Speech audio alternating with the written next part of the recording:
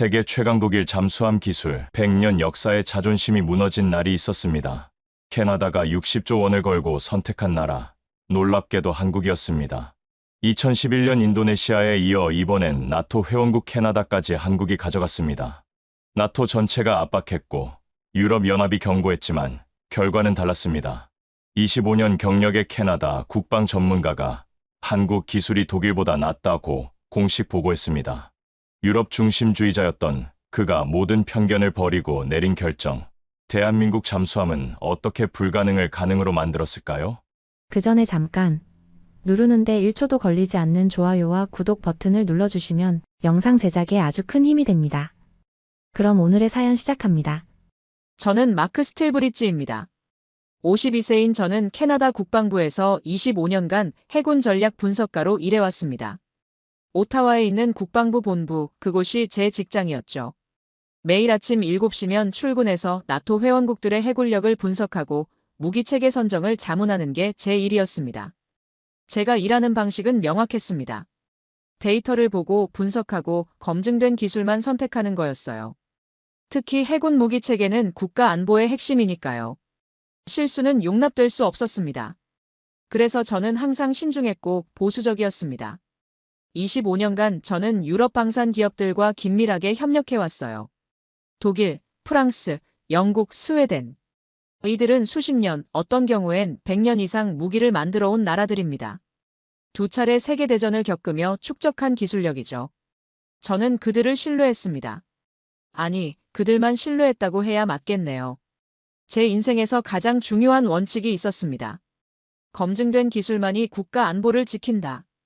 이 원칙은 제 커리어 내내 저를 지배했어요.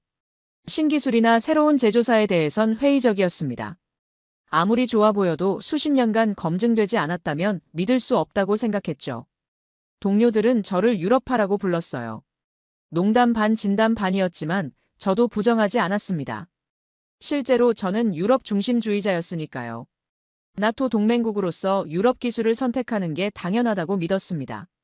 정치적으로도 기술적으로도 합리적인 선택이라고 확신했죠. 그런 제게 예상치 못한 일이 일어났습니다.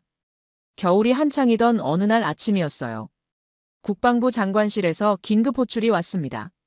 스틸브리지 장관님이 찾으십니다. 비서의 목소리가 긴장돼 있었어요. 저도 가슴이 두근거렸습니다. 뭔가 중요한 일이 생긴 게 분명했죠. 장관실 문을 열고 들어갔을 때 해군 참모총장과 국방차관도 자리에 있었습니다. 분위기가 심상치 않았어요. 장관이 입을 열었습니다. 스틸브리지, 자네에게 중요한 임무를 맡기려 하네. 우리 해군의 미래가 걸린 일이야. 그때 저는 몰랐습니다. 이 순간이 제 인생을 완전히 바꿔놓을 거라는 걸. 25년간 쌓아온 신념이 무너지고 새로운 세계가 열릴 거라는 걸 말이죠. 그날은 2월 중순이었습니다. 오타와는 영하 20도의 혹한에 휩싸여 있었어요. 아침 출근길에 차 문을 열 때마다 손이 얼어붙는 듯 했죠. 하지만 그런 추위는 캐나다 사람들에게 일상이었습니다. 저 역시 두꺼운 파카를 입고 국방부 청사로 향했어요. 회의실에 들어서자 이미 여러 고위 관계자들이 모여 있었습니다. 해군 참모총장, 국방차관, 예산국장, 그리고 몇몇 해군 장성들이 엄숙한 표정으로 앉아 있었어요. 대형 스크린에는 캐나다 해안선 지도가 떠 있었고 붉은색으로 표시된 취약 지역들이 눈에 들어왔습니다. 참모총장이 브리핑을 시작했습니다. 여러분, 우리 해군이 심각한 위기에 처해 있습니다. 현재 우리가 보유한 빅토리아급 잠수함 4척 중 3척이 사실상 작동 불능 상태입니다. 회의실에 긴장감이 흘렀어요. 그는 계속 말을 이어갔습니다. 영국에서 중고로 들여온 이 잠수함들은 이미 수명이 다했습니다. 한 척만 겨우 운용되고 있는 실정이죠. 저는 그 말을 들으며 가슴이 철렁했습니다. 캐나다는 세계에서 가장 긴 해안선을 가진 나라예요. 대서양, 태평양, 북극해까지 3면이 바다로 둘러싸여 있죠. 해안선 길이만 24만 킬로미터가 넘습니다. 이 광활한 바다를 지킬 잠수함이 단 한 척뿐이라니 상상만 해도 끔찍한 일이었습니다. 차관이 다음 슬라이드를 넘겼어요. 더 심각한 문제가 있습니다. 북극 항로가 개척되면서 북극해의 전략적 가치가 급증하고 있습니다. 러시아는 이미 북극 기지를 확장하고 있고 중국도 북극 진출을 노리고 있죠. 화면에는 러시아와 중국의 북극 활동 증가 그래프가 나타났습니다. 지난 5년간 급격히 상승한 곡선이었어요. 그때 참모 총장이 결정타를 날렸습니다. 게다가 미국 트럼프 대통령이 우리를 압박하고 있습니다. 나토 회원국들에게 방위비를 제대로 내라고 요구하고 있죠. 우리가 미국 우산 아래서만 안주할 수 없다는 겁니다. 회의실의 분위기가 더욱 무거워졌어요. 모두가 이 문제의 심각성을 깨닫고 있었습니다. 국방장관이 입을 열었습니다. 따라서 우리 정부는 결단을 내렸습니다. 신형 잠수함을 대규모로 도입하기로 했어요. 최소 8척에서 최대 12척까지 검토하고 있습니다. 예산국장이 다음 수치를 발표했죠. 순수 함정 가격만 18조 원이 소요될 것으로 추정됩니다. 하지만 유지보수, 교육훈련, 정비시설, 예비부품까지 포함하면 총 60조 원 규모의 사업이 될 겁니다. 60조 원. 이 엄청난 숫자에 저는 숨이 막혔어요. 캐나다 방산 역사상 가장 큰 규모의 사업이었습니다. 이건 단순한 무기 구매가 아니었어요. 캐나다 해군의 미래를 결정하는 일이었죠. 향후 30년, 40년을 내다봐야 하는 선택이었습니다. 참모 총장이 결론을 내렸습니다. 이번 주 내로 주요 잠수함 제조국들의 제안 요청서를 발송할 예정입니다. 독일, 프랑스가 주요 후보가 될 것입니다.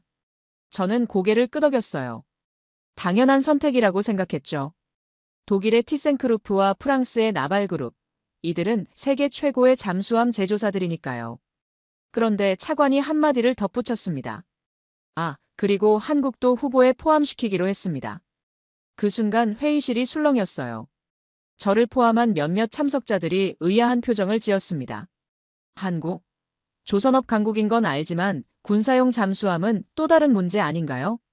매일 아침 저는 이런 복잡한 국제정세와 기술평가 속에서 하루를 시작했습니다. 각국의 무기체계를 비교하고 데이터를 분석하고 보고서를 작성하는 게 제 일상이었죠. 하지만 이번엔 달랐습니다. 60조 원이라는 천문학적 예산, 캐나다의 미래가 걸린 결정, 그리고 예상치 못한 후보의 등장. 모든 게 심상치 않았어요. 하지만 표면적인 합의 아래에는 미묘한 긴장감이 흐르고 있었습니다. 회의가 끝나고 복도로 나오자 동료들이 수군거리기 시작했어요. 한국이라니 좀 의외인데. 글쎄, 조선업은 세계 최고지만 군사기술은 어떨지 모르겠어. 저도 솔직히 같은 생각이었습니다. 며칠 후 제 사무실로 유럽 방산 컨설턴트들의 연락이 쏟아지기 시작했어요. 독일 티센크루프의 북미 담당자가 전화를 걸어왔습니다. 스틸브리지, 우리 212CD급은 노르웨이와 공동 개발한 최신 모델이야. 나토 표준에 완벽히 부합하지. 그는 자신감이 넘쳤어요. 검증된 기술, 그게 가장 중요하잖아. 프랑스 측도 가만히 있지 않았습니다. 파리에서 날아온 이메일에는 스콜펜급 잠수함의 장점이 빼곡히 적혀 있었어요. 전 세계 14개국이 선택한 베스트셀러입니다. 말레이시아, 칠레, 브라질, 인도까지 우리 잠수함을 운용하고 있죠. 실적은 확실히 화려했습니다. 그런데 나토 내부에서 묘한 움직임이 포착됐어요. 브뤼셀 본부에서 비공식 메시지가 날아왔습니다. 캐나다의 선택이 동맹 전체에 영향을 미칠 수 있다는 내용이었죠. 무슨 뜻인지 명확했어요. 유럽 기술을 선택하라는 압력이었습니다. 어느 날 저녁 퇴근 후 단골펍에서 동료 몇 명과 맥주를 마시고 있었어요. 해군 출신인 톰 대령이 한숨을 쉬며 말했습니다. 솔직히 한국이 후보에 오른 게 이해가 안 가. 물론 삼성이나 현대 같은 대기업들이 대단하긴 하지. 하지만 잠수함은 다르잖아. 다른 동료도 거들었죠. 맞아. 배 만드는 거랑 군사용 잠수함은 차원이 달라. 특히 스텔스 기술이나 전투 체계 같은 건 수십 년 노하우가 필요해. 저는 맥주잔을 들며 생각에 잠겼습니다. 그들 말이 맞았어요. 조선업과 군사기술은 분명 다른 영역입니다. 상업용 유조선을 아무리 잘 만들어도 그게 곧 군사용 잠수함 제조 능력을 의미하진 않죠. 게다가 잠수함은 국가 안보의 핵심이에요. 실수가 용납되지 않는 분야입니다. 그날 밤 집으로 돌아오는 차 안에서도 불안감이 가시지 않았어요. 60조 원이라는 예산, 캐나다 해군의 미래, 나토와의 관계. 너무 많은 게 걸려 있었습니다. 만약 제가 잘못된 판단을 내린다면, 만약 선택한 잠수함에 치명적 결함이 있다면, 그 책임은 고스란히 제 몫이 될 거예요. 다음 날 아침 출근하자마자 이메일함을 확인했습니다. 벌써 각국에서 예비 제안서들이 도착해 있었어요. 독일과 프랑스 것은 예상대로 두꺼운 분량이었습니다.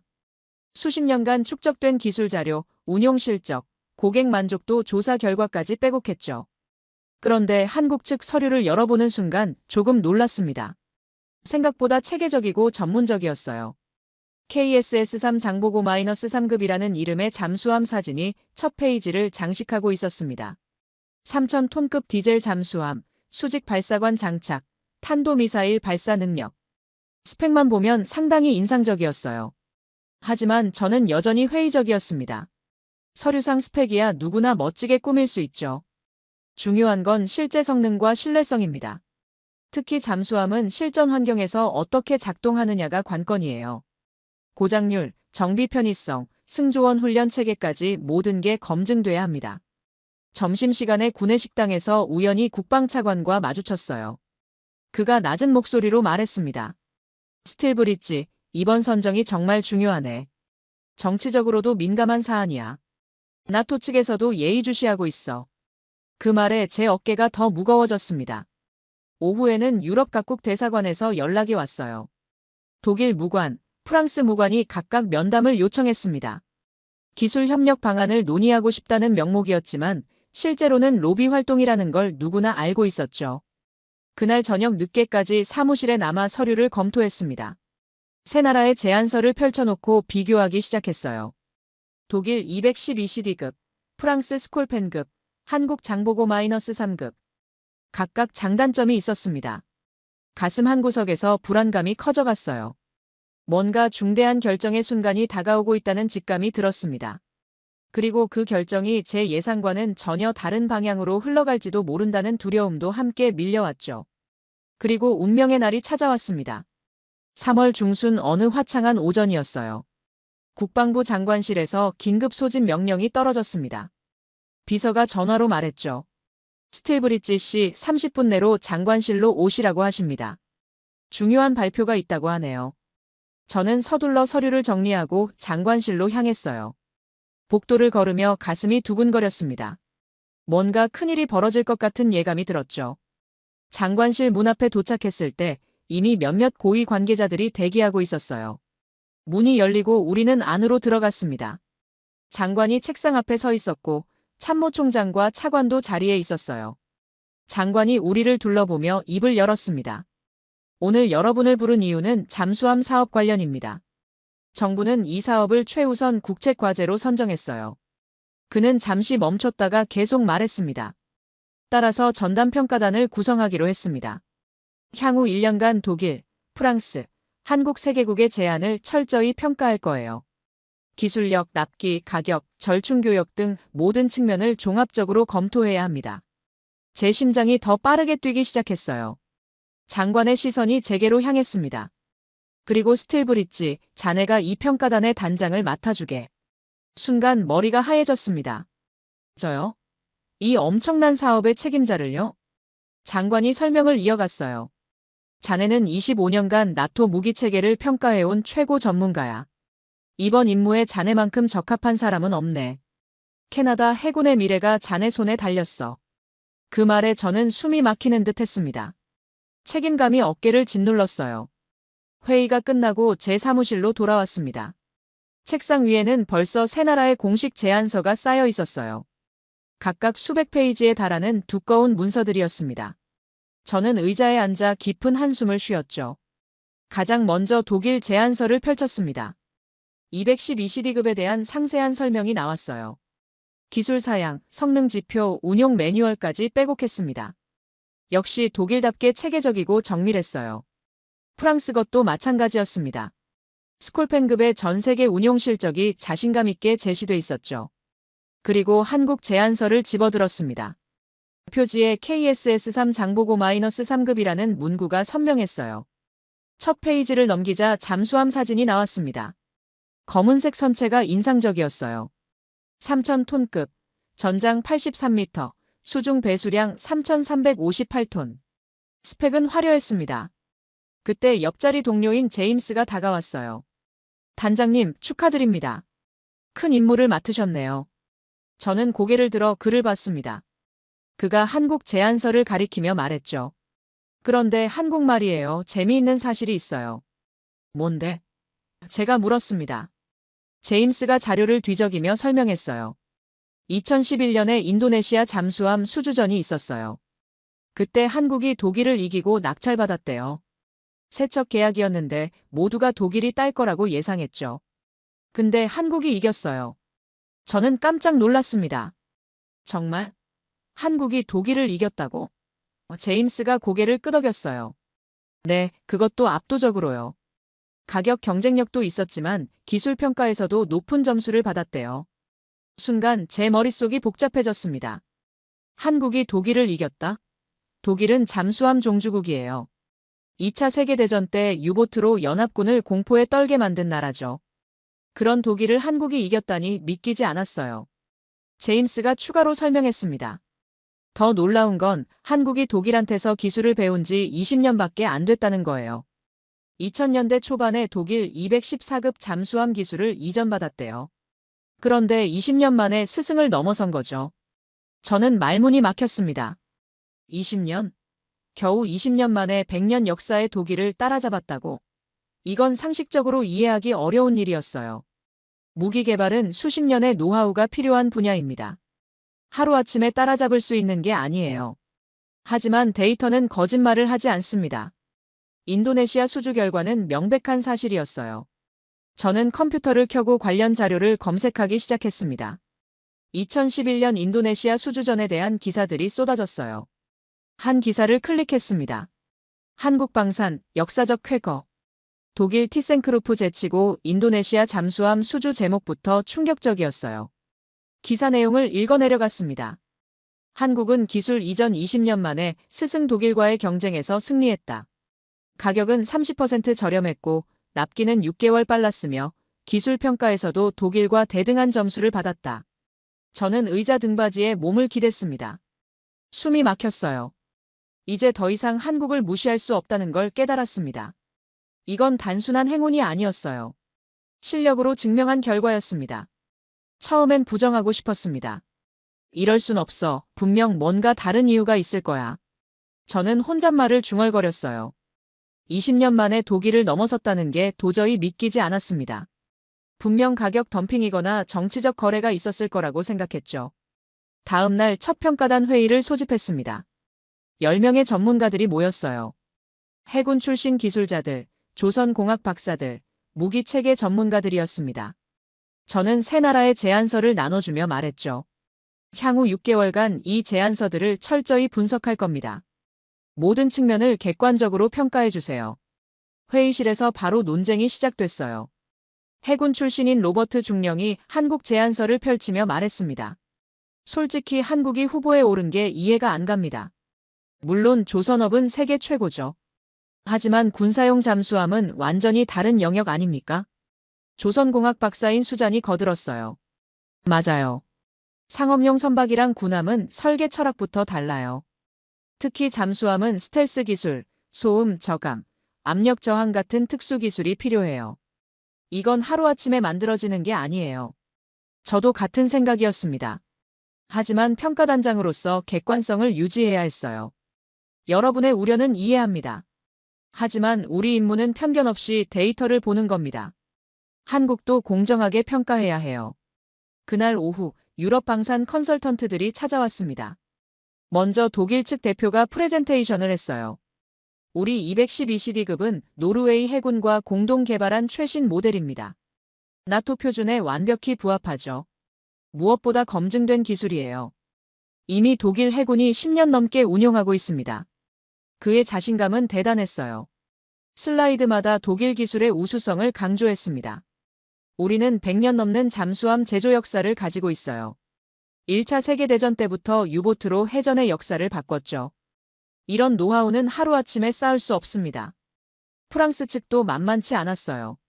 다음 날 찾아온 프랑스 대표는 세계 지도를 펼쳐 보였습니다. 보세요. 이 모든 나라가 우리 스콜펜급을 선택했어요. 말레이시아, 칠레, 브라질, 인도까지 14개국이 운용 중입니다.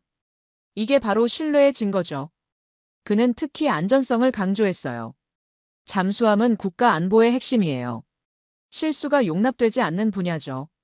그래서 검증된 기술을 선택해야 합니다. 우리는 50년 넘게 잠수함을 만들어 왔어요. 일주일 후 한국 측 발표 차례가 왔습니다. 한국방산 기업 대표들이 캐나다로 날아왔어요. 그들은 현대중공업과 대우조선해양 직원들이었습니다. 회의실에 들어선 그들의 모습이 제 눈에 들어왔어요. 놀랍게도 그들의 태도는 달랐습니다. 유럽 측이 과거의 영광을 강조했다면 한국 측은 현재의 실력을 보여줬어요. 프레젠테이션이 시작됐습니다. 안녕하십니까? 저는 현대중공업 특수선 사업부장 김철수입니다.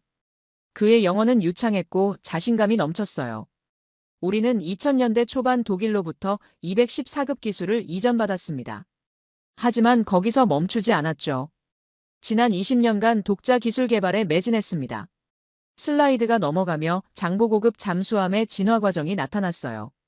장보고 -1급은 독일 209급의 라이선스 생산이었습니다. 장보고 -2급 214급은 기술 이전과 함께 국산화를 시작했죠. 그리고 장보고 -3급, 이건 100% 우리 기술입니다. 그의 목소리에 자부심이 묻어났어요. 다음 슬라이드에는 놀라운 데이터가 나왔습니다. 우리 잠수함은 미국 주도의 림팩 훈련에 5회 연속 참가했습니다. 매번 독일, 일본 잠수함과 경쟁했죠. 결과는 어땠을까요? 그가 잠시 멈췄다가 말했습니다. 훈련 성적 1위를 3회 차지했습니다. 고장률은 독일보다 30% 낮았고 소음도 더 적었어요. 저는 그 말을 듣고 깜짝 놀랐습니다. 림팩 훈련은 세계 최대 규모의 해군 연합훈련이에요. 미국 해군이 주관하고 20개국 이상이 참가하죠. 거기서 1위를 했다고? 그것도 3번이나. 한국 측 프레젠테이션은 계속됐어요. 우리 장보고 -3급의 핵심 기술을 소개하겠습니다. 첫째, 3D 표적 데이터 처리가 가능한 소나 시스템입니다. 이건 세계 최고 수준이에요. 둘째, 수직 발사관 시스템입니다. 디젤 잠수함 중 탄도미사일을 발사할 수 있는 건 극소수죠. 회의실 분위기가 달라지기 시작했어요. 몇몇 평가단원들이 앞으로 몸을 숙이며 집중하기 시작했습니다. 한국 측은 기술 자료를 하나하나 제시했어요. 특허 목록, 성능 시험 결과, 해군 운용 데이터까지 모든 게 체계적이었습니다. 마지막으로 생산 능력입니다. 김 사업부장이 조선소 사진을 보여줬어요. 우리는 현대중공업과 한화오션, 두 개의 세계 최고 조선소를 보유하고 있습니다. 동시에 여러 척을 건조할 수 있죠. 납기 지연 걱정은 없습니다. 프레젠테이션이 끝나고 질의응답 시간이 됐습니다. 로버트 중령이 날카로운 질문을 던졌어요. 림팩 훈련 성적이 좋았다는 건 인정합니다. 하지만 장기 운용 데이터는 어떻습니까? 10년, 20년 운용했을 때 신뢰성은 검증됐나요? 김 사업부장이 차분하게 답했습니다. 좋은 질문입니다. 우리 장보고 -1급은 1990년대부터 30년 넘게 운용 중입니다. 고장률은 해마다 감소했고 현재는 독일 동급 잠수함보다 낮아요. 한국 해군의 정비 매뉴얼과 운용 데이터를 제공할 수 있습니다. 회의가 끝나고 평가단원들이 나가는데 수군거리는 소리가 들렸어요. 생각보다 괜찮은데? 림팩 성적은 부정할 수 없잖아. 그래도 독일이 더 안전하지 않을까? 의견이 엇갈렸습니다. 저는 사무실로 돌아와 혼자 생각에 잠겼어요. 한국 측 프레젠테이션은 분명 인상적이었습니다. 데이터도 구체적이었고 자신감도 진짜 같았어요. 하지만 여전히 의심이 남았습니다. 이게 정말 다 사실일까? 과장된 건 아닐까? 그날 저녁 집에 돌아와 아내에게 말했어요. 여보, 오늘 이상한 일이 있었어. 한국 기업들이 와서 프레젠테이션을 했는데 생각보다 훨씬 준비가 잘 돼 있더라고. 아내가 물었죠. 그럼 한국 걸로 정하는 거야? 저는 고개를 저었습니다. 아니, 아직 확신이 서지 않아. 좀 더 봐야 해. 밤늦게까지 잠이 오지 않았어요. 침대에 누워 천장을 바라보며 생각했습니다. 25년간 제가 믿어온 것들이 흔들리고 있었어요. 유럽 기술이 최고다, 검증된 것만 선택해야 한다는 신념이 도전받고 있었죠.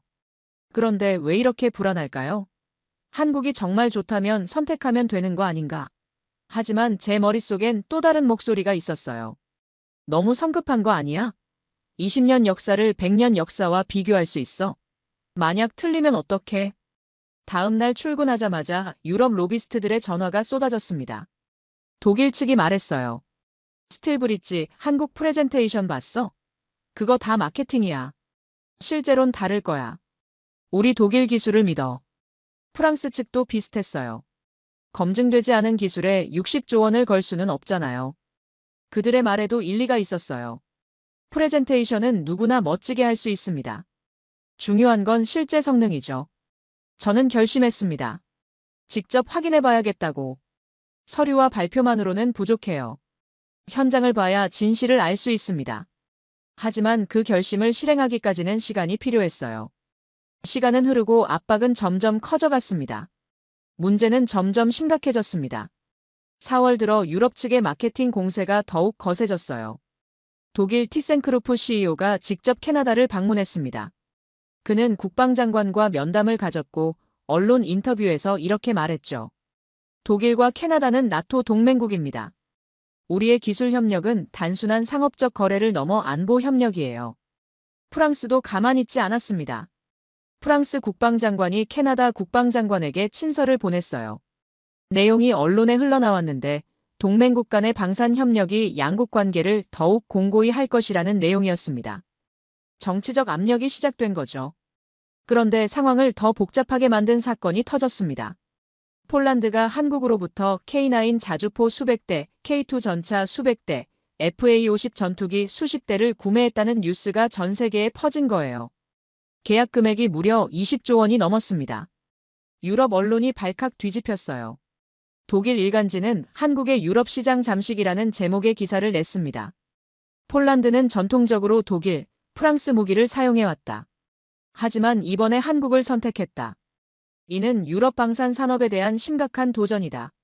프랑스 언론도 비슷한 논조였어요. 며칠 후 더 충격적인 소식이 들렸습니다.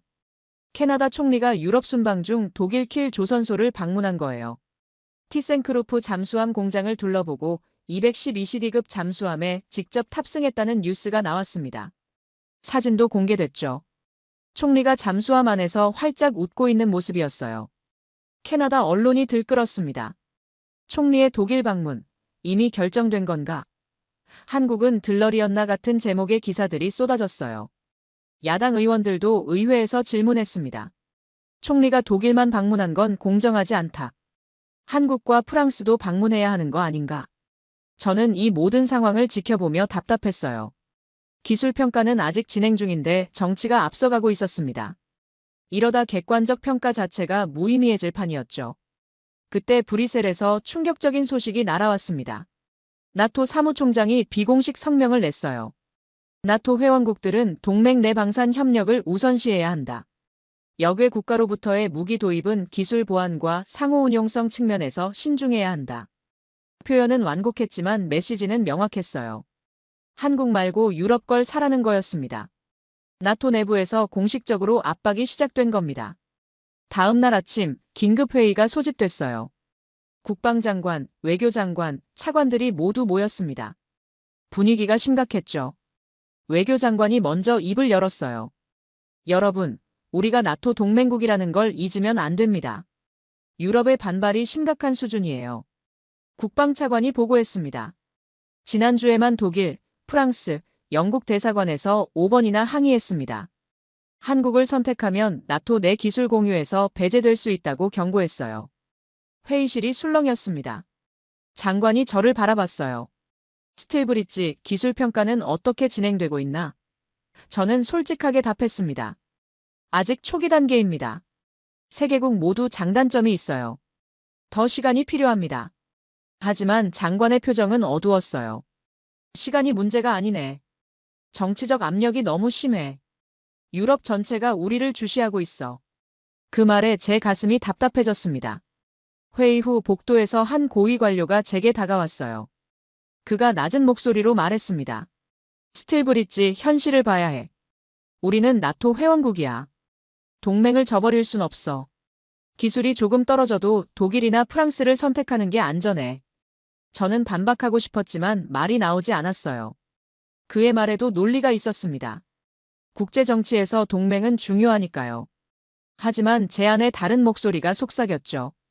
기술 평가는 정치와 별개여야 해.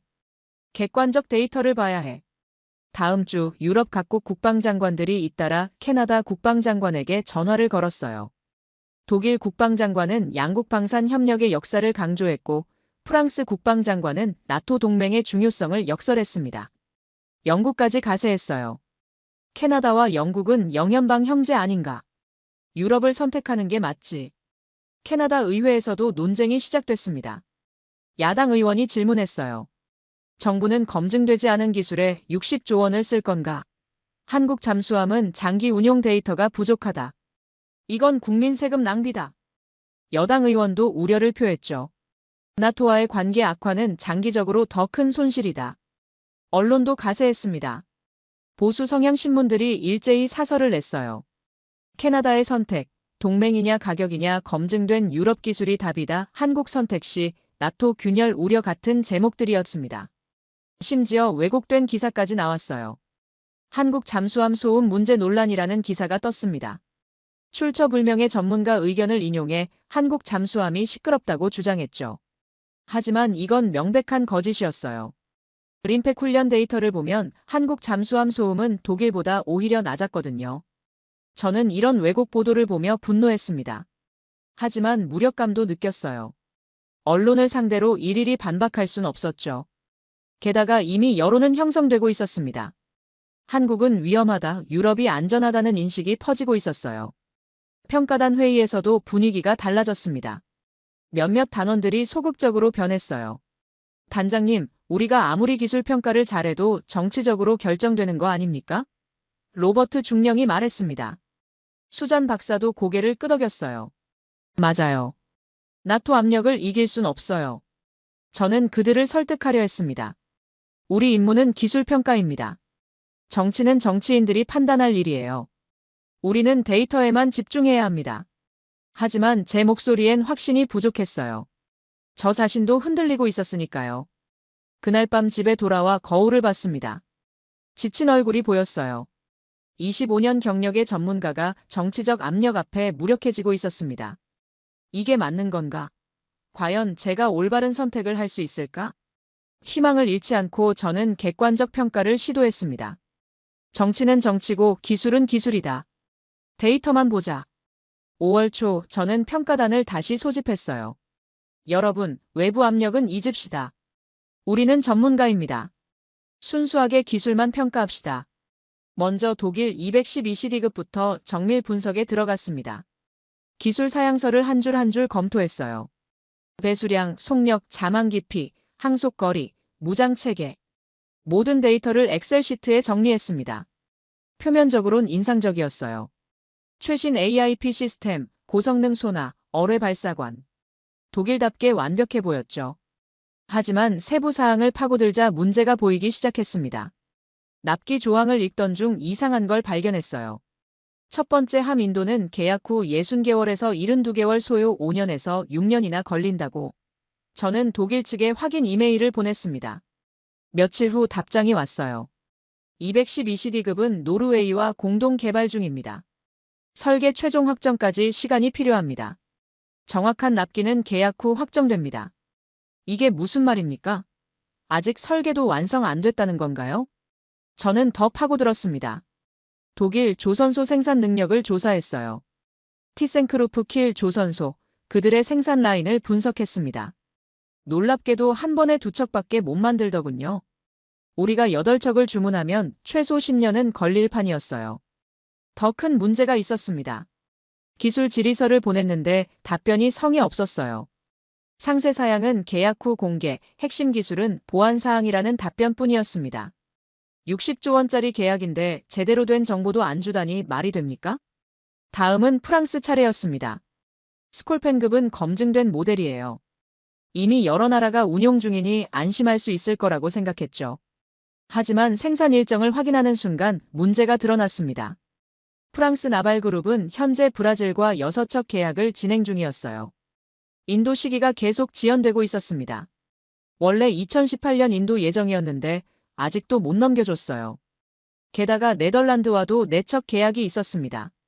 저는 프랑스 측에 물었습니다. 캐나다 잠수함은 언제 인도 가능한가요? 답변은 충격적이었어요. 현재 생산 라인이 포화 상태입니다. 캐나다 계약은 2030년 이후나 착수 가능합니다. 6년 후라고요?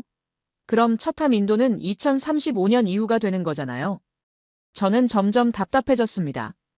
독일은 납기가 불확실하고 프랑스는 생산 능력이 부족하다니. 25년간 믿어온 유럽 기술이 막상 뚜껑을 열어보니 이 모양이었어요. 그래도 포기할 순 없었습니다. 더 자세한 자료를 요청했어요. 독일에는 212CD급의 소음 레벨 데이터를 보내달라고 했고, 프랑스에는 최근 5년간 고장률 통계를 달라고 요청했습니다. 독일의 답변은 실망스러웠어요.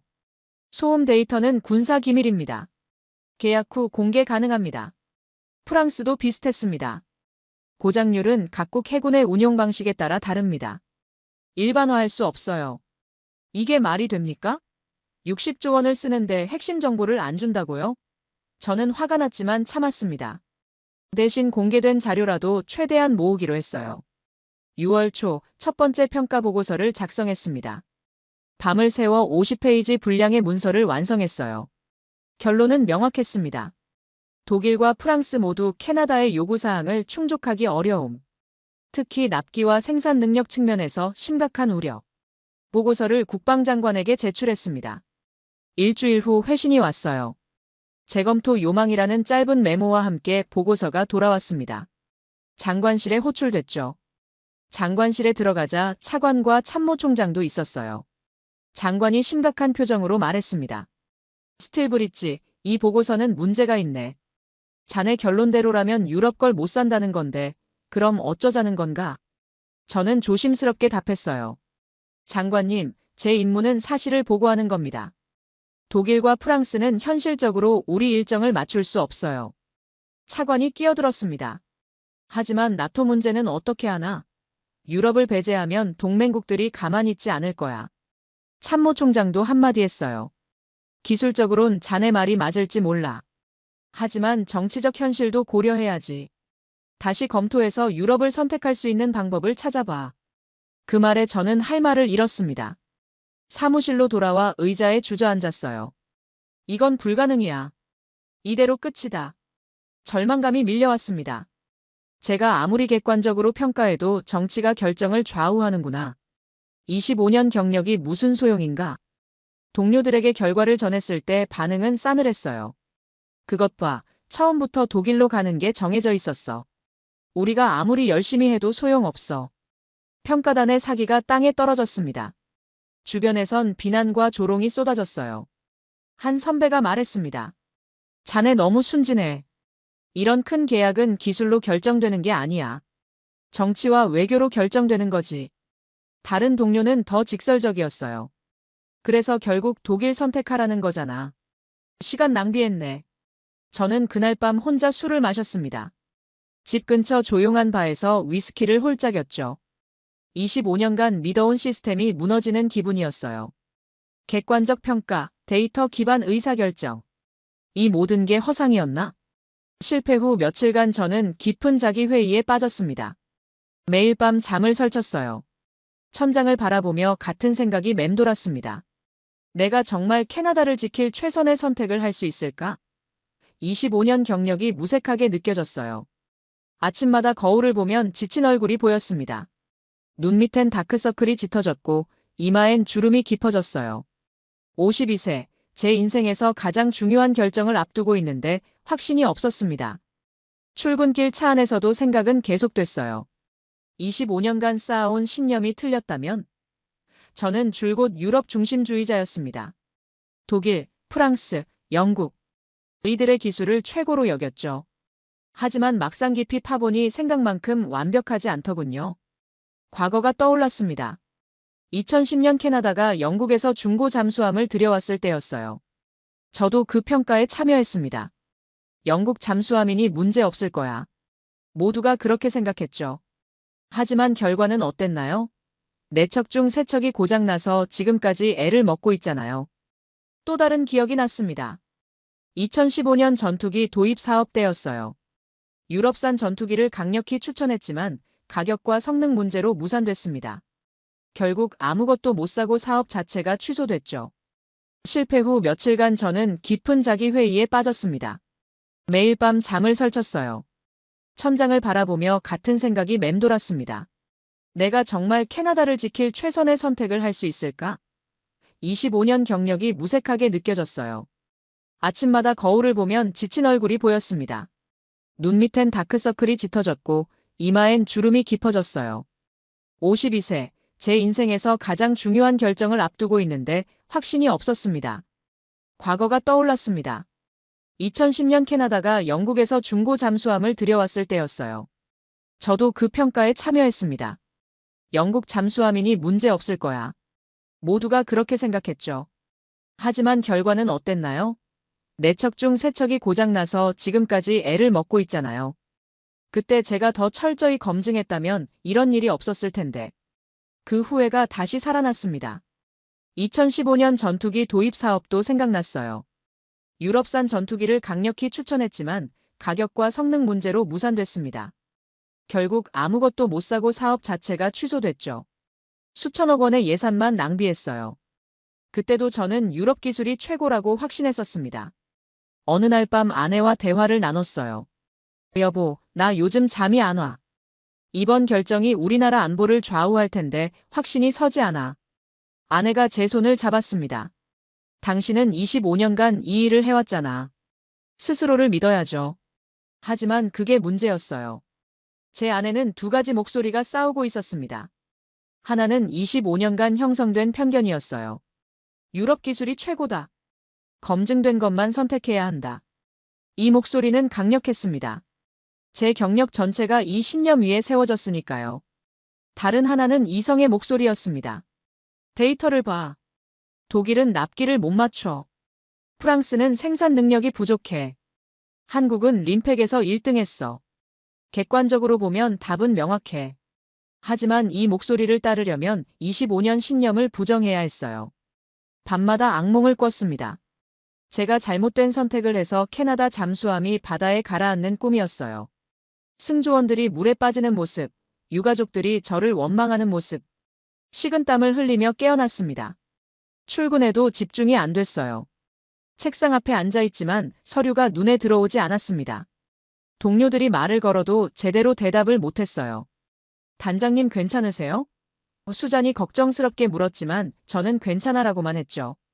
점심시간에 혼자 공원 벤치에 앉았습니다. 비둘기들이 모이를 쪼고 있었어요. 평화로운 풍경이었지만 제 마음은 전쟁터였습니다. 중요한 가치가 뭐지? 동맹? 기술? 예산? 아니면 진실? 그때 문득 깨달았어요. 제가 두려워하는 건 실패가 아니었습니다.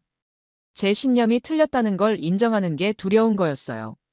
25년간 유럽 중심주의자로 살아온 제가 한국이 더 낫다고 말해야 한다면 그건 제 정체성을 부정하는 일이었습니다. 하지만 마음 한구석엔 작은 희망도 있었어요. 김준호 중령의 말이 계속 맴돌았습니다. 편견을 버리십시오. 직접 보십시오. 그래, 직접 확인해야 해. 서류와 편견으로는 진실을 알 수 없어. 그날 저녁 집에 돌아와 결심했습니다. 한국에 직접 가보기로. 내 눈으로 보고 내 손으로 만져보고 내 귀로 들어보기로 말이죠. 그래야 확신할 수 있을 것 같았어요. 그때 예상치 못한 일이 벌어졌습니다. 다음 날 아침 출근하자 낯선 얼굴이 제 사무실 앞에서 기다리고 있었어요. 해군 중령 계급장을 단 동양인이었습니다. 스틸브리지 씨, 처음 뵙겠습니다. 저는 김준호 중령입니다. 저는 그를 사무실로 안내했어요. 무슨 일로 오셨습니까? 김중령이 서류 가방에서 두꺼운 파일을 꺼냈습니다. 제가 한국 잠수함을 직접 본 경험이 있어서 찾아왔습니다. 도움이 될까 해서요. 그는 한국계 캐나다인이었어요. 부모님이 1980년대에 캐나다로 이민 오셨고 본인은 캐나다에서 태어나 자랐습니다. 해군사관학교를 졸업하고 20년간 복무했죠. 현재는 해군기술평가단에서 일하고 있었어요. 김중령이 파일을 펼쳤습니다. 제가 작년에 림팩 훈련에 참가했습니다. 거기서 한국 해군 장보고 -3급 잠수함과 합동훈련을 했어요. 그의 눈빛이 진지했습니다. 솔직히 놀랐습니다. 제 예상을 완전히 뛰어넘었거든요. 저는 앞으로 몸을 숙였어요. 구체적으로 어떤 점이 놀라웠습니까? 김중령이 데이터 시트를 보여줬습니다. 먼저 고장률입니다. 훈련 기간 3주 동안 독일 잠수함은 이번 고장났어요. 수리하느라 훈련을 못했죠. 하지만 한국 잠수함은 한 번도 고장나지 않았습니다. 그가 다음 페이지를 넘겼어요. 훈련 성적도 인상적이었습니다. 대잠전 훈련에서 한국 잠수함이 1등했어요. 미국 잠수함도 못 찾았던 한국 잠수함을 말이죠. 소음이 정말 적었습니다. 이건 제가 예상하지 못한 정보였어요. 김중령은 계속 설명했습니다. 승조원들의 숙련도도 놀라웠어요. 한국 해군은 디젤 잠수함의 한계를 정확히 알고 있었습니다. 배터리 관리, 스노클링 타이밍, 침묵 항해. 모든 게 교과서적이었죠. 독일 승조원들보다 더 나았어요. 저는 의심스러웠습니다. 중령님은 한국 계시잖아요. 혹시 편향된 시각은 아닌가요? 김중령이 고개를 저었어요. 저도 처음엔 그렇게 생각했습니다. 그래서 더 객관적으로 보려고 노력했죠. 하지만 데이터는 거짓말을 안 합니다. 그가 또 다른 서류를 꺼냈습니다. 이건 미 해군의 공식 평가 보고서입니다. 림팩 훈련 참가국 잠수함 성능 평가죠. 보시면 한국이 독일보다 높은 점수를 받았어요. 특히 스텔스 능력과 기동성에서 월등했습니다. 저는 보고서를 자세히 읽었어요. 미 해군 평가였다면 신뢰할 수 있었습니다. 내용을 보니 김중령 말이 맞았어요. 한국 잠수함이 실제로 우수한 성적을 거뒀더군요. 김중령이 조심스럽게 말했습니다. 스틸브리지 씨, 저는 캐나다 해군 장교입니다. 제 충성은 캐나다에 있어요. 그래서 말씀드리는 겁니다. 한국 잠수함이 정말 좋더라고요. 편견을 버리고 직접 보셨으면 합니다. 그 말이 제 가슴을 쳤습니다. 편견을 버리고 직접 보라는 말이 계속 울렸어요. 김중령이 일어서며 명함을 건넸습니다. 더 궁금한 게 있으시면 언제든 연락하세요. 제가 아는 한 최대한 도와드리겠습니다. 그가 나간 후 저는 그가 남긴 서류들을 다시 봤어요. 림팩 훈련 사진들도 있었습니다. 한국 잠수함이 수면 위로 떠오르는 모습, 한국 승조원들이 훈련하는 모습. 생생한 현장 기록이었죠. 마치 어둠 속의 한 줄기 빛 같았습니다. 지난 몇 주간 절망과 혼란 속에 있던 제게 새로운 시각을 제시해 준 거예요. 편견이 아닌 경험, 소문이 아닌 데이터, 추측이 아닌 현장. 이게 제가 필요했던 거였습니다. 새로운 희망을 얻은 저는 철저한 준비를 시작했습니다. 그날 밤 집에서 노트북을 켜고 한국 현장 실사 계획을 세우기 시작했어요. 어디를 가야 할까? 무엇을 봐야 할까? 누구를 만나야 할까? 먼저 방문 장소를 정했습니다. 거제도의 한화오션과 현대중공업 조선소, 그리고 진해 해군기지였어요. 거제도는 한국 조선업의 심장부라고 들었습니다. 세계 최대 규모의 조선소들이 모여 있다고 하더군요. 다음은 구체적 일정이었어요. 1일차 거제도 한화오션 방문, 잠수함 건조 현장 시찰. 2일차 현대중공업 방문, 생산 라인 확인. 3일차 진해 해군기지, 장보고 -3급 승함 체험. 4일차 한국 해군과 기술 교류. 일정표를 만들며 가슴이 뛰었습니다. 필요한 자료 목록도 작성했어요. 생산 공정도, 품질 관리 시스템, 부품 공급망, 정비 매뉴얼, 승조원 훈련 프로그램. 최대한 상세한 정보를 요청하기로 했습니다. 예상되는 장애물도 미리 생각했어요. 첫째, 나토의 반발. 제가 한국을 방문한다는 소식이 알려지면 유럽이 발칵 뒤집힐 겁니다. 둘째, 캐나다 내부의 정치적 압력. 보수 언론과 야당이 비난할 게 뻔했죠. 셋째, 평가단 내부의 반대. 일부 단원들은 이미 독일로 마음이 기울어 있었습니다. 하지만 저는 결심했어요. 이번엔 반드시 진실을 밝혀내겠다고. 정치적 압력이든 편견이든 모두 제쳐두고 오직 사실만 보겠다고 말이죠. 이번엔 반드시 성공해야 해. 다음 날 아침 국방장관에게 보고했습니다. 장관님, 한국 현장 실사를 가고 싶습니다. 직접 보지 않으면 정확한 평가가 불가능합니다. 장관이 난색을 표했어요. 지금 시기에? 유럽이 뭐라고 할지 뻔한데. 저는 설득했습니다. 장관님, 우리는 60조 원을 쓰려고 합니다. 이건 캐나다 역사상 최대 규모 방산 계약이에요. 서류만 보고 결정할 순 없습니다. 독일과 프랑스도 방문했으니 한국도 가야 공정하죠. 장관이 고민하더니 말했어요. 좋아, 가봐. 하지만 조용히 다녀와. 언론에 알리지 말고. 저는 고개를 끄덕였습니다. 감사합니다. 최선을 다하겠습니다. 평가단 회의를 소집했어요. 여러분, 우리가 한국에 갑니다. 직접 현장을 보고 평가하는 겁니다. 로버트 중령이 반대했습니다. 단장님, 굳이 그럴 필요가 있나요? 서류만으로도 충분하지 않습니까? 저는 단호하게 말했어요. 충분하지 않습니다. 영국 잠수함 때를 기억하세요. 서류상으론 완벽했지만 실제론 형편없었죠. 이번엔 같은 실수를 반복하지 않을 겁니다. 제 목소리에 힘이 실렸습니다. 한국 측에 연락했어요. 방문 일정을 조율하고 필요한 자료를 요청했습니다. 한국 국방부와 조선소들이 적극적으로 협조해줬어요. 환영합니다. 모든 걸 보여드리겠습니다. 라는 답변이 왔죠. 출발 전날 밤 짐을 쌌습니다. 노트북, 카메라, 측정 장비, 평가 체크리스트. 필요한 모든 걸 챙겼어요. 아내가 걱정스럽게 물었습니다. 정말 괜찮겠어요? 저는 그녀를 안심시켰죠. 괜찮아. 이번엔 진실을 찾을 거야. 6월 중순, 인천공항에 도착했습니다. 비행기에서 내리는 순간 한국의 습한 공기가 느껴졌어요. 낯선 땅이었지만 이상하게 설렜습니다. 제 운명이 여기서 바뀔 거라는 예감이 들었죠. 새로운 접근법으로 다시 도전했습니다. 거제도에 도착한 첫날, 한화오션 조선소 앞에 섰을 때 입이 벌어졌어요. 규모가 상상을 초월했습니다. 축구장 50개를 합친 크기의 거대한 부지였죠. 이게 정말 조선소인가?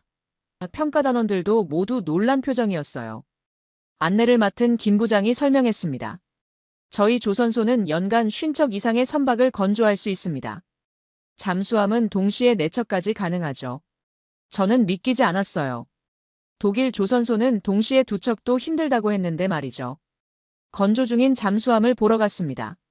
거대한 도크 안에 검은 선체가 누워 있었어요. 장보고 -3급 입원함이었습니다. 용접공들이 불꽃을 튀기며 작업 중이었죠. 저희는 블록 공법을 사용합니다. 김 부장이 설명했어요. 선체를 여러 블록으로 나누어 동시에 제작한 후 조립하는 거죠. 이렇게 하면 건조 기간이 크게 단축됩니다. 품질 관리실에 들어갔습니다. 최첨단 장비들이 즐비했어요. 3D 스캐너로 용접 부위를 검사하고 엑스레이로 내부 결함을 찾아내고 초음파로 두께를 측정했습니다. 모든 용접선을 100% 검사합니다. 품질 담당자가 말했어요. 잠수함은 1mm 오차도 용납되지 않으니까요. 다음 날 현대중공업을 방문했습니다. 여기도 규모가 어마어마했어요. 우리도 동시에 4척 건조 가능합니다. 현대 측 설명이었죠. 캐나다가 8척을 주문하면 두 조선소가 나눠서 만들 수 있어요. 5년 안에 모두 인도 가능합니다. 저는 깜짝 놀랐습니다. 독일은 10년 걸린다고 했는데 한국은 5년이라고. 정말 가능합니까? 제가 물었어요. 가능합니다. 우리 실적을 보시죠.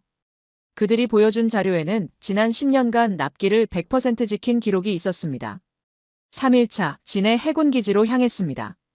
실제 운용 중인 장보고 -3급을 볼 차례였어요. 잠수함이 부두에 정박해 있었습니다. 전장 83m의 검은 거인이었죠. 승함하는 순간 긴장됐습니다. 함장이 우리를 맞았어요. 환영합니다. 함 내부를 자유롭게 보셔도 됩니다. 우리는 좁은 해치를 통과해 내부로 들어갔어요. 예상보다 깔끔하고 체계적이었습니다. 전투 체계실에 들어갔죠. 대형 디스플레이에 3D 해도가 떠 있었어요. 이게 우리 소나 시스템입니다. 소나 담당 장교가 설명했어요. 360도 전방위 탐지가 가능하고 동시에 100개 표적을 추적할 수 있습니다. 화면을 시연해 보였는데 정말 인상적이었어요. 독일 시스템보다 직관적이고 빠르더군요. 수직 발사관도 봤습니다. 6개의 발사관이 잠수함 중앙에 설치돼 있었어요. 여기서 탄도미사일을 발사합니다. 무장 담당자가 말했죠. 사거리 500km 이상, 정밀도 10m 이내입니다. 디젤 잠수함에서 이런 무기를 쏠 수 있다니 놀라웠어요. 엔진실도 둘러봤습니다. 이게 우리 AIP 시스템입니다. 기관장이 설명했어요. 공기불필요 추진 장치죠. 이걸로 2주간 물속에 머물 수 있습니다. 장비들이 말끔하게 정리돼 있었고 소음도 적었어요. 승조원들과 대화도 나눴습니다. 고장은 자주 나나요? 제가 물었어요. 한 하사관이 답했습니다. 거의 없습니다. 작년에 한 번 있었는데 그것도 경미한 거였어요. 며칠 만에 고쳤죠. 그의 말투에서 자부심이 느껴졌습니다. 4일차 한국해군본부에서 기술 브리핑을 받았어요. 우리 잠수함 개발 역사를 말씀드리겠습니다. 해군 준장이 발표했죠. 1990년대 독일로부터 기술을 배웠습니다. 하지만 거기서 멈추지 않았어요. 매년 국방 예산의 5%를 연구개발에 투자했습니다. 그가 그래프를 보여줬어요. 20년간 특허만 300개 이상 획득했습니다. 소나, 전투체계, 추진 시스템 모두 독자 기술이에요. 이제 우리는 독일에게 배울 게 없습니다. 자신감 넘치는 말이었지만 과장이 아니었어요. 데이터가 뒷받침했으니까요. 초기 성과가 보이기 시작했습니다. 평가단원들의 표정이 달라졌어요. 회의적이던 로버트 중령도 생각보다 훨씬 좋네요 라고 인정했습니다. 수잔 박사는 기술 수준이 독일과 대등하거나 일부는 더 나은 것 같아요 라고 평가했죠. 하지만 아직 완전히 확신할 순 없었어요. 더 확인해야 할 게 많았습니다. 장기 신뢰성은? 부품 공급은? 사후 지원은? 질문들이 남아 있었죠. 시간은 촉박했습니다. 최종 결정까지 석 달밖에 남지 않았어요. 그러나 성공을 목전에 두고 최악의 위기가 찾아왔습니다. 캐나다로 돌아온 다음 날 아침이었어요. 뉴스를 켜자 충격적인 헤드라인이 보였습니다. 유럽연합, 캐나다의 공식 경고. 한국 선택 시 나토 기술 공유 배제 가능성. 심장이 철렁 내려앉았어요. 출근하자마자 긴급회의 소집 통보를 받았습니다. 국방장관실로 향하는 복도가 유난히 길게 느껴졌죠. 회의실 문을 열자 무거운 분위기가 감돌았어요. 장관이 엄중한 표정으로 말했습니다. 어젯밤 브뤼셀에서 공식 서한이 왔네. 나토 사무총장 명의야. 그가 서한을 읽기 시작했어요. 캐나다의 잠수함 선정이 동맹 전체에 영향을 미칠 것. 역외 국가 선택 시 기술 보안 문제로 나토 정보 공유 체계에서 제외될 수 있음. 이건 명백한 위협이었습니다. 나토에서 쫓겨난다는 뜻이었어요. 외교장관이 덧붙였습니다. 독일과 프랑스 외교장관도 각각 전화했어요. 유럽 전체가 한 목소리로 압박하고 있습니다. 차관이 보고했어요. 어젯밤 독일 총리가 우리 총리에게 직접 전화했습니다. 동맹의 미래를 생각하라고 했대요. 프랑스 대통령도 메시지를 보냈고요. 상황이 국가 정상 차원으로 확대된 겁니다. 더 큰 문제가 터졌어요. 캐나다 의회에서 야당이 공세를 시작한 거죠. 정부는 검증되지 않은 한국 기술에 60조 원을 쓰려 한다. 이는 국민 세금 낭비다. 야당 대표가 기자회견을 열었습니다. 나토 동맹을 버리고 한국을 선택한다면 우리 안보는 어떻게 되나? 언론도 들끓었어요. 보수 신문들이 일제히 사설을 실었습니다. 동맹 배신할 건가 검증 안 된 기술, 위험천만 나토 탈퇴의 서막인가 제목들이 자극적이었죠. 그날 오후 더 충격적인 기사가 떴어요. 한국 잠수함 소음 논란 재점화. 전문가들 안전성 의문 제기 출처도 불분명한 익명의 전문가 인터뷰였습니다. 한국 잠수함은 소음이 크고 수명이 짧다는 근거 없는 주장이었어요.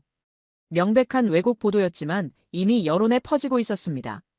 설상가상으로 평가단 내부에서도 균열이 생겼어요.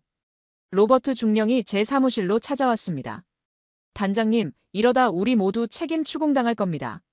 나토 압력을 이길 순 없어요. 독일로 가는 게 안전하지 않겠습니까? 수잔 박사도 비슷한 말을 했어요. 저도 한국 기술이 좋다는 건 인정합니다. 하지만 정치적 리스크가 너무 커요. 우리 경력도 생각해야죠. 평가단이 흔들리기 시작한 겁니다. 유럽 로비스트들의 공세도 거세졌어요. 독일 측 대표가 찾아왔습니다. 스틸브리지 현명한 선택을 하시길 바랍니다. 한국을 선택하면 당신 경력에도 치명타가 될 겁니다. 협박이었죠. 프랑스 측도 나토 회원국으로서 책임을 생각하라며 압박했습니다. 그날 밤 집에 돌아왔을 때 기진맥진했어요. 아내가 걱정스럽게 물었습니다. 여보, 괜찮아요? 뉴스 봤어요. 저는 소파에 주저앉았죠. 모르겠어. 모든 게 무너지고 있어. 다음 날 국방장관이 저를 불렀습니다. 스틸브릿지, 솔직히 말해보게. 한국이 정말 독일보다 나은가? 저는 망설이지 않고 답했어요. 예, 기술적으로는 한국이 더 낫습니다. 납기도 빠르고 가격도 저렴합니다. 장관이 한숨을 쉬었어요. 하지만 정치적으론 자네도 알잖나. 유럽 전체가 반대하고 있어. 나토 탈퇴 위기까지 거론되고 있고. 이걸 어떻게 감당하나? 그의 표정에서 고민이 묻어났습니다. 상황은 그 어느 때보다 절망적이었습니다. 제가 수집한 모든 객관적 데이터가 정치적 압력 앞에서 무력해 보였어요. 6개월간의 노력이 물거품이 되는 순간이었죠. 모든 것이 끝난 것처럼 보이던 그 순간 결정적인 깨달음이 찾아왔습니다. 밤늦게 사무실에 혼자 남아 서류를 보고 있었어요. 캐나다 해군의 역사 자료였습니다. 그때 한 문장이 눈에 들어왔죠. 해군의 임무는 국민의 안전을 지키는 것이다. 순간 머리를 망치로 맞은 것 같았어요. 그래, 이게 핵심이야. 국가 안보는 정치보다 우선이다. 지난 몇 주간 저는 정치와 외교에만 신경 쓰느라 정작 중요한 걸 잊고 있었습니다. 우리가 잠수함을 사는 이유는 캐나다를 지키기 위해서예요. 다음 날 아침 일찍 평가단 전원을 소집했습니다. 여러분, 제게 질문 하나 하겠습니다. 우리가 본 것은 무엇입니까? 회의실이 조용해졌어요. 한국 조선소에서 무엇을 봤습니까? 진해 해군기지에서 무엇을 확인했습니까? 로버트 중령이 먼저 입을 열었어요. 솔직히 말하면 한국 기술은 우수했습니다. 독일보다 나은 부분도 많았죠. 수잔 박사도 고개를 끄덕였습니다. 생산 능력은 비교가 안 됐어요. 납기를 확실히 지킬 수 있는 건 한국뿐이었습니다. 다른 단원들도 하나둘 의견을 냈어요. 고장률이 낮았어요. 승조원 만족도가 높았습니다. 가격 대비 성능이 탁월했죠. 모두가 같은 결론에 도달하고 있었습니다. 저는 결단을 내렸습니다. 좋습니다. 그렇다면 우리가 할 일은 명확합니다. 진실을 보고하는 겁니다. 정치적 압력이 아무리 크더라도 우리는 전문가입니다. 데이터가 말하는 사실을 전달해야 해요. 그날부터 3일 밤낮을 세워 최종 보고서를 작성했습니다. 모든 정치적 고려를 배제하고 순수하게 기술 평가만 담았어요. 독일, 프랑스, 한국 세 나라를 10개 항목으로 비교했습니다. 기술력, 생산 능력, 납기, 가격, 신뢰성, 사후 지원, 기술 이전, 교육 훈련, 부품 공급, 확장성까지 모든 걸 분석했죠. 결과는 명확했어요. 10개 항목 중 한국이 7개에서 1등이었습니다. 독일은 2개, 프랑스는 1개였죠. 특히 결정적인 항목들, 납기와 생산 능력에서 한국이 압도적이었어요. 보고서 마지막 페이지에 결론을 썼습니다. 평가단은 대한민국 장보고 -3급을 차기 잠수함으로 추천한다. 이는 순수하게 기술적 판단에 근거한 것이며 캐나다 국가 안보의 최선의 선택이다. 제25년 경력을 건 문장이었어요. 9월 1일 아침 국방장관 앞에서 최종 브리핑을 시작했습니다. 장관, 차관, 참모총장, 그리고 몇몇 고위 관료들이 자리했어요. 심장이 터질 듯 뛰었지만 목소리는 침착하게 유지했습니다. 장관님, 6개월간의 평가 결과를 보고드립니다. 프레젠테이션을 시작했어요. 각국의 기술을 하나하나 비교하며 설명했습니다. 데이터를 제시하고 현장 사진을 보여주고 객관적 평가 점수를 공개했죠. 마지막 슬라이드에 도달했습니다. 결론적으로 저는 데이터에 기반해 한국을 추천합니다. 이것이 캐나다 국가 안보의 최선입니다. 회의실이 정적에 휩싸였어요. 장관이 물었습니다. 나토 문제는 어떻게 생각하나? 저는 답했어요. 장관님, 나토는 동맹이지 주인이 아닙니다. 우리가 최선의 무기를 선택하는 건 캐나다의 주권입니다. 미국도 한국 무기를 삽니다. 왜 우리는 안 됩니까? 참모총장이 끼어들었어요. 하지만 정치적 후폭풍이. 제가 말을 끊었습니다. 제 임무는 정치가 아니라 기술평가입니다. 정치적 판단은 장관님과 총리께서 하실 일이죠. 저는 전문가로서 사실을 말씀드릴 뿐입니다. 브리핑이 끝났습니다. 모든 것을 건 승부였어요. 이제 결정은 정치인들의 몫이었습니다. 저는 할 일을 다 했어요. 그리고 마침내 극적인 성공의 순간이 펼쳐졌습니다. 9월 15일 오전 10시 국회 국방위원회 회의실이었어요. 국방장관이 단상에 섰습니다. 기자들의 카메라 플래시가 터졌죠. 저는 뒤쪽 자리에서 가슴을 졸이며 지켜봤습니다. 캐나다 정부는 신중한 검토 끝에 결정을 내렸습니다. 장관의 목소리가 울렸어요. 차기 잠수함으로 대한민국의 KSS-3 장보고-3급을 선정합니다. 순간 회의장이 술렁였습니다. 제 심장이 멎는 줄 알았어요. 장관이 계속 말했습니다. 이는 6개월간의 철저한 기술평가에 근거한 결정입니다. 한국은 기술력, 생산 능력, 납기, 가격 모든 면에서 우수한 평가를 받았습니다.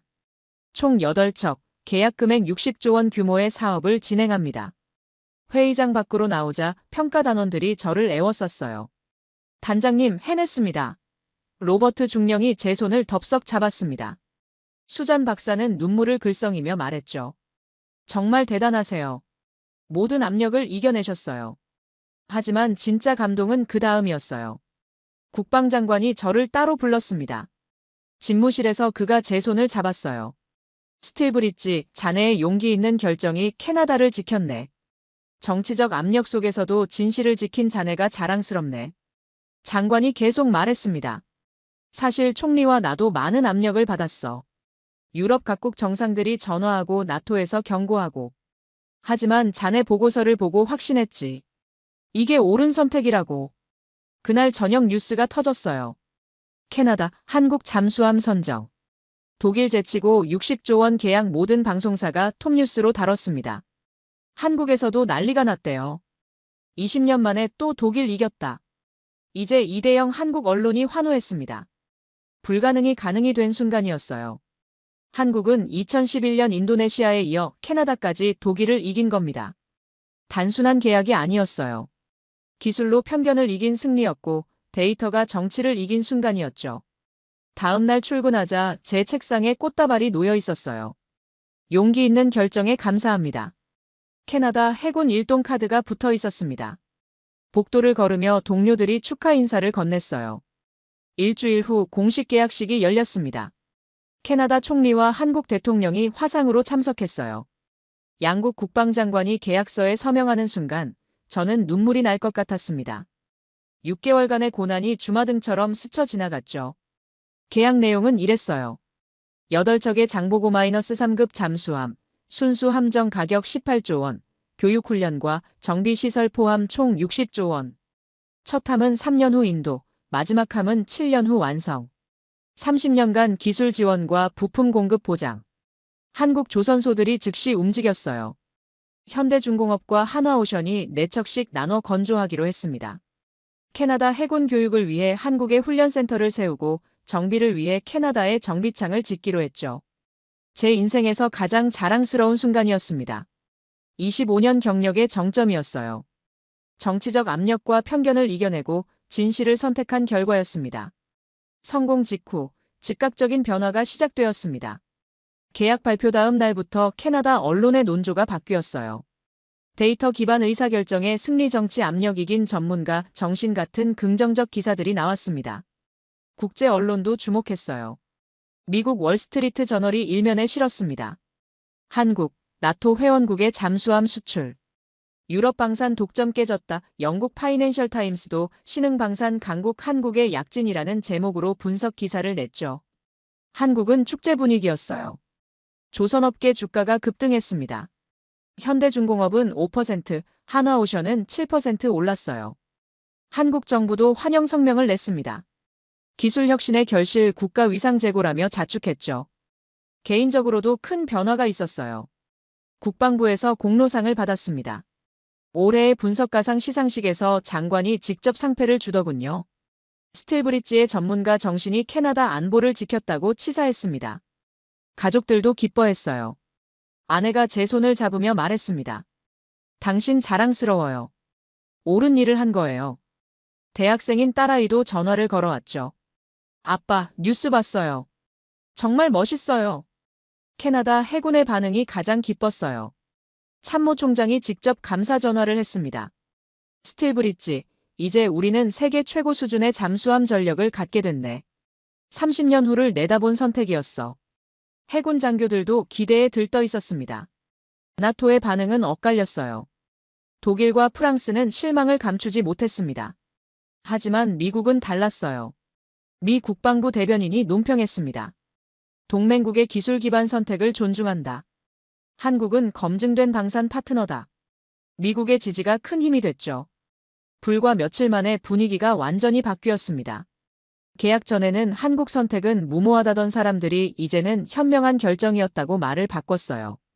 야당 의원들도 조용해졌습니다. 국제방산 시장도 술렁였어요. 폴란드가 즉시 관심을 표명했습니다. 우리도 한국 잠수함을 검토하겠다. 사우디아라비아도 문의를 해왔대요. 필리핀, 태국, 말레이시아까지 줄을 섰습니다. 전문가들의 평가가 쏟아졌어요. 영국 왕립국제문제연구소 보고서가 나왔습니다. 한국의 캐나다 수주는 글로벌 방산 시장의 지각 변동이다. 유럽 독점 시대가 끝났다. 제인스 디펜스 위클리도 한국 잠수함 빅3 진입이라고 평가했죠. 캐나다 경제에도 호재였어요. 한국과 포괄적 방산 협력 협정을 체결했습니다.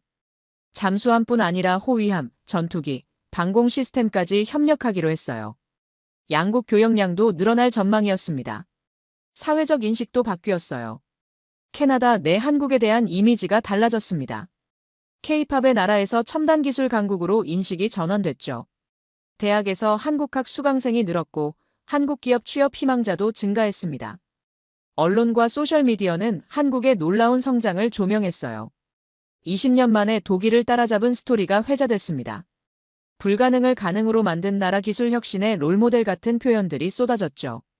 시간이 흐르며 영향력은 더욱 확대되었습니다.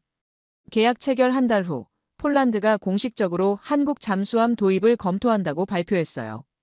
이미 K9, K2, FA50을 대량 구매한 폴란드였기에 잠수함까지 가능성이 높아 보였습니다. 사우디아라비아도 움직였어요. 왕실 대표단이 한국을 방문해 조선소를 둘러봤습니다. 6척 규모 계약을 논의 중이라는 소문이 돌았죠. 필리핀도 2척 도입을 검토한다고 밝혔습니다. 한국은 이제 독일, 프랑스와 어깨를 나란히 하는 글로벌 잠수함 강국으로 인정받았어요. 국제방산 전시회에서 한국 부스가 가장 붐볐습니다.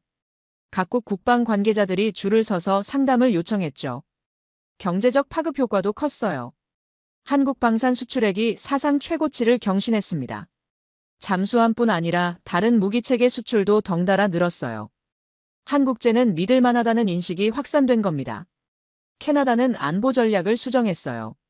기존의 나토 중심에서 태평양 중시로 방향을 틀었습니다.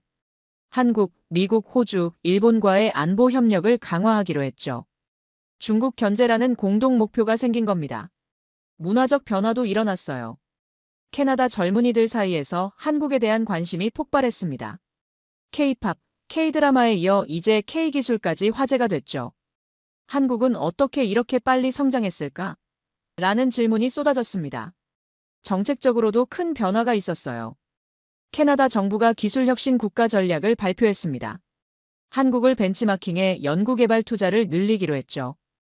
우리도 20년 안에 한국처럼 될 수 있다는 게 목표였습니다. 국제 전문가들의 평가도 이어졌어요. 스톡홀름 국제평화연구소가 보고서를 냈습니다. 한국의 성공은 기술혁신과 정부 지원, 민간 역량이 결합한 결과다. 다른 나라가 쉽게 따라하기 어렵다. 권위 있는 평가였죠. 하버드 비즈니스 스쿨에서 케이스 스터디를 만들었어요. 한국 방산의 글로벌 도약 캐나다 잠수함 수주 사례 전 세계 경영대학원에서 이 케이스를 가르치기 시작했습니다. 저도 여러 곳에서 초청을 받았어요. 나토 무기평가위원회에서 특강 요청이 왔습니다. 편견을 넘어선 기술평가라는 주제였죠. 캐나다 대학들에서도 강연 제의가 쏟아졌어요. 영향력은 지역에서 국가로, 국가에서 세계로 확산됐습니다. 한국의 성공은 이제 역사적 사건으로 기록됐어요. 신흥국이 선진국을 기술로 이긴 사례로 교과서에 실릴 판이었죠. 이제 저는 이전과 완전히 달라진 사람이 되었습니다. 외적 변화부터 말씀드리죠. 국방부에서 올해의 분석가상을 받았고 나토 무기평가 자문위원으로 승진했습니다. 급여도 올랐고 사무실도 넓어졌어요. 하지만 더 중요한 건 내적 변화였습니다. 25년간 고수해온 유럽 중심주의를 완전히 버렸어요. 검증된 기술이라는 고정관념에서도 벗어났습니다. 이제 저는 오직 데이터가 말하는 진실만 따릅니다. 지금 돌이켜보면 그 6개월이 제 인생을 바꿨어요. 한국에서 목격한 것들이 제 가치관을 뿌리째 흔들었습니다. 20년 만에 스승을 넘어선 제자의 노력, 세계 최고로 발전한 조선 기술, 데이터와 실력으로 편견을 깬 집념. 모든 게 저를 변화시켰죠. 제가 배운 가장 큰 교훈은 이겁니다. 편견은 진실을 가리고 용기만이 진실을 드러낸다. 아무리 오래 믿어온 것이라도 데이터가 틀렸다고 말하면 바꿔야 해요. 그게 전문가의 자세입니다. 새로운 목표도 생겼어요. 이제 저는 다른 나라들에게도 이 경험을 전하고 싶습니다. 이 기술은 국경과 편견을 넘는다는 메시지를 널리 알리고 싶어요. 이미 몇몇 나라에서 컨설팅 요청이 왔습니다. 캐나다와 한국의 방산 협력 확대 프로젝트에도 참여하고 있어요. 잠수함뿐 아니라 다른 무기체계 협력도 추진 중입니다. 양국 기술진의 교류를 늘리고 공동 연구 개발도 진행하려고 해요. 개인적으로도 한국에 대한 관심이 커졌습니다. 한국어를 배우기 시작했어요. 한국 역사와 문화도 공부하고 있죠. 어떻게 이렇게 빨리 성장할 수 있었을까?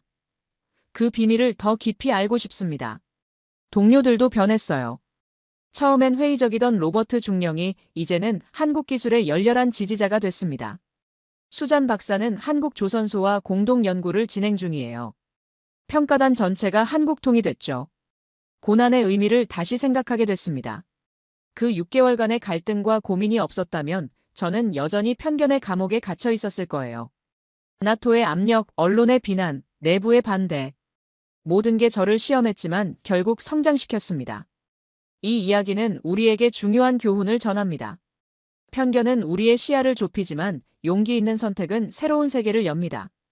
저의 여정을 통해 우리는 데이터와 진실의 힘이 얼마나 중요한지 다시 한번 깨닫게 됩니다. 한국은 단 20년 만에 불가능을 가능으로 만들었어요. 독일로부터 기술을 배운 지 20년, 그 짧은 시간에 스승을 넘어섰습니다. 이건 단순히 기술력의 승리만이 아니에요. 끈기, 열정, 도전 정신의 승리였습니다. 한국인들은 밤낮 없이 연구하고 개발했어요. 국방 예산의 5%를 연구 개발에 쏟아부었습니다. 실패를 두려워하지 않고 계속 도전했죠. 림팩 훈련에서 1등할 때까지 포기하지 않았습니다. 그 집념이 오늘의 성과를 만들었어요. 저 역시 큰 교훈을 얻었습니다. 25년간 믿어온 신념을 버리는 게 쉽지 않았어요. 하지만 데이터 앞에서 겸손해야 했습니다. 편견을 내려놓고 진실을 받아들였죠. 그게 전문가의 책임이라고 생각했습니다. 여러분도 인생에서 편견과 마주칠 때가 있을 거예요. 이건 원래 이래, 저 사람들은 안 돼 같은 생각 말이죠. 하지만 그때 용기를 내보세요. 직접 확인하고 데이터를 보고 진실을 찾아보세요. 제가 그랬듯이요. 이 감동적인 이야기가 마음에 드셨다면 좋아요와 구독 부탁드립니다. 한국의 놀라운 기술력과 도전 정신을 널리 알리기 위해 이 영상을 공유해주세요. 더 많은 사람들이 이 감동을 함께 느꼈으면 좋겠습니다.